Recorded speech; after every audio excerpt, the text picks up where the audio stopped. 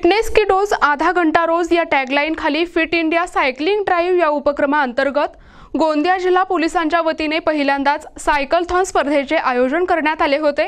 यात शेकडो लोकांनी उत्स्फूर्तपणे सहभाग घेत सायकलिंगचा आनंद घेतला आहे। या स्पर्धेचे विशेष आकर्षण म्हणजे जिल्हा पोलीस अधीक्षक गौरव भामरे, पोलीस उपअधीक्षक अभय डोगरे यांसह जिल्ह्यातील उपविभागीय पोलीस अधिकारी आणि पोलीस निरीक्षकांनी यात सहभाग घेतला।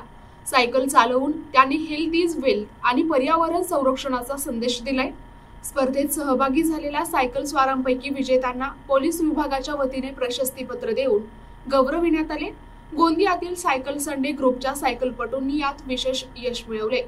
परमजीत सिंग यांनी पहिले स्थान पटकावले तर उदयभान निर्वाण आणि नवीन दहीकर यांनी तृतीय क्रमांक पटकावला। पोलीस निरीक्षक गौरव भामरे यांच्या हस्ते तीनही विजेत्यांना सन्मानित करण्यात आले।